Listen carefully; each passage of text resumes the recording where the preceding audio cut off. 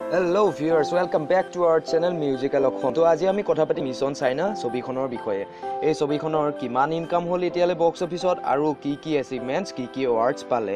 তো দেৰি নকৰাকৈ বলক আজি ভিডিঅ' ষ্টাৰ্ট কৰো।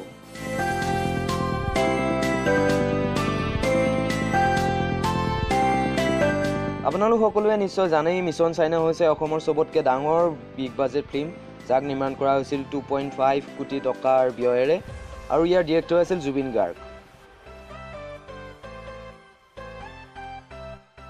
ডিৰেক্টৰৰ উপৰিও এই ছবিখনত জুবিন গাৰ্গে নিজে মেইন ৰোলটো কৰিছিলে আৰু যথেষ্ট সমাদৰ লাভ কৰিবলৈ সক্ষম হৈছিলে। এই ছবিখনৰ গীতসমূহো পৰিচালনা কৰিছিলে জুবিন গাৰ্গে নিজে। সেইকাৰণে হয়তো এই ফিল্মখনে যথেষ্ট সমাদৰ লাভ কৰাৰ লগতে বহুত কিছু এৱাৰ্ডছো লাভ কৰিবলৈ সক্ষম হৈছে। 2.5 কোটি টকা ব্যয়েৰে নিৰ্মাণ কৰা এই ছবিখনৰ বৰ্তমান বক্স অফিচ কালেকশ্যন হৈছে 60 মিলিয়ন INR অৰ্থাৎ 6 কোটি টকা।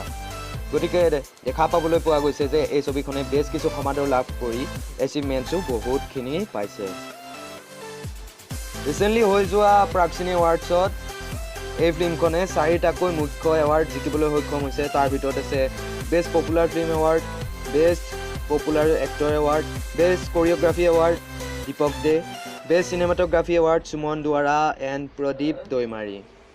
তাৰ উপৰিও বেষ্ট ছিংগাৰ এৱাৰ্ড জুবিন গাৰ্গে পাইছে মিছন চাইনাৰ কাৰণে। তো গাইজ আশা কৰোঁ এই ভিডিঅ'টি চাই আপোনালোক সকলোবোৰ সুখী হৈছে।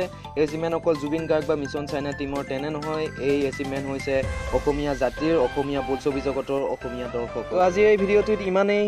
আশা কৰোঁ আপোনালোকে ভিডিঅ'টি চাই ভাল পালে লাইক বটনটো দবাব নাপাহৰিব।